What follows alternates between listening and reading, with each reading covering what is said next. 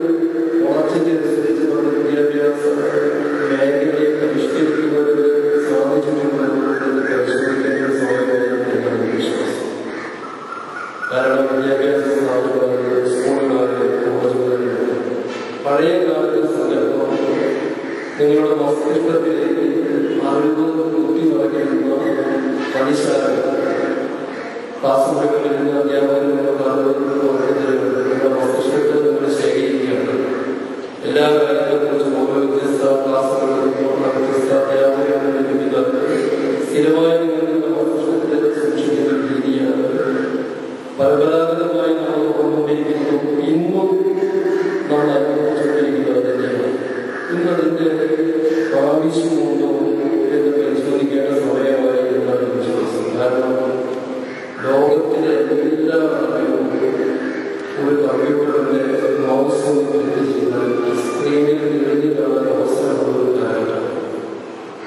എല്ലാ ലോകത്തിൽ ഇതുവരെ കൈവരിച്ചിട്ടുള്ള എല്ലാ ശാസ്ത്ര സാങ്കേതികമായിട്ടുള്ള അറിവുകളും വൈജ്ഞാനികവും വിവിധകാര്യമായ അറിവുകളും ഒക്കെ കമ്പ്യൂട്ടർ സ്ക്രീനിൽ എഴുതി കാണാൻ അവസരം ലഭിക്കുന്ന ഒരു കാലഘട്ടത്തിൽ ഇങ്ങനെ പഴയ കാലത്ത് ക്ലാസ്സുകളിൽ നമ്മുടെ മസ്തിഷ്കത്തിൽ ശേഖരിക്കേണ്ട ഒരു സ്ഥിതി ഉണ്ടോ എന്ന് പരിശോധിക്കേണ്ട ഒരു കാലഘട്ടത്തിൽ എത്തിയിരിക്കുന്നു. അപ്പോൾ നമ്മുടെ മാറ്റങ്ങൾക്കനുസരിച്ച് നമ്മുടെ വിദ്യാഭ്യാസം പരിഷ്കരിക്കപ്പെടുന്നില്ല, അല്ലെങ്കിൽ നമ്മുടെ ജീവിത ശൈലികളിൽ മാറ്റങ്ങൾ വരുത്താൻ നമ്മൾ ശ്രമിക്കുന്നില്ല. അങ്ങനെയുള്ള ഓരോ പ്രശ്നങ്ങളിലും ഇവിടെ നേട്ടങ്ങൾ നമുക്ക് കൈവരിക്കാൻ സാധിച്ചു. ഇതുപോലെ ആയുധ കൈവരിക്കാൻ വളരെയേറെ കുറച്ചു പഴയകാലത്ത് 50 വയസ്സുകാരനാണെങ്കിൽ 75 വയസ്സിലെത്തി. നമ്മൾ ആരുടെയെങ്കിലും ശരീര ശാസ്ത്രത്തിലോ മാറ്റത്തിന്റെ അടിസ്ഥാനത്തിലല്ല, നമ്മുടെ സാങ്കേതിക ടെക്നോളജി കൈവരിച്ച നേട്ടങ്ങളുള്ളവരാണ്. അതൊരു മനുഷ്യന്റെ ശരീരശാസ്ത്രത്തിൽ ഒരു നൂറ്റാണ്ട് വ്യത്യസ്തമായിട്ടുള്ള ഇന്ന് വന്നിട്ടില്ല. പക്ഷെ നമ്മുടെ സാങ്കേതിക ടെക്നോളജി വളരെയേറെ വികസിച്ചു. മരണത്തെ പോലും അതിജീവിക്കാൻ കഴിയുന്ന രീതിയിലുള്ള വികാസമാണ്. അതിന്റെ പരമായി ആയുർവേദം കൂടുമ്പോൾ കൂടെ രോഗങ്ങളുണ്ടെങ്കിൽ പോരായ്മയാണെങ്കിൽ അത് വളരെ കൂടുതലാണ് സാധിക്കുന്നത്. അതുപോലെ തന്നെ നമ്മുടെ ഇൻഫർമേഷൻ ടെക്നോളജി കാര്യത്തിൽ നമ്മൾ കൈവരിച്ചിട്ടുള്ള വലിയ നേട്ടങ്ങൾ പരിശോധിച്ച് നോക്കിയാൽ ഇതുവരെ ലോകത്തിൽ വിവിധ മേഖലകളിൽ കൈവരിക്കാൻ കഴിയുന്നതിനേക്കാൾ ഏറ്റവും വേഗതയും ഘനവും കൈവരിക്കാൻ സാധിക്കുന്നത് ഇൻഫർമേഷൻ ടെക്നോളജി അത്രമാത്രം വേഗതയോടുകൂടി കാര്യങ്ങൾ കൈകാര്യം ചെയ്യാൻ കഴിയുന്ന മേഖലയായിട്ട് വളർന്നു. ആ വളർച്ച തന്നെയാണ് മാധ്യമത്തെ ഇരുത്തി ചിന്തിപ്പിക്കാനായി വിശ്വസിക്കുക.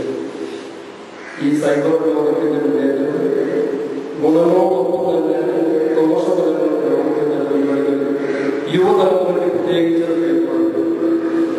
അപ്പൊ നിങ്ങൾക്ക് ഒരു അവബോധം ഉണ്ടായിട്ടില്ല.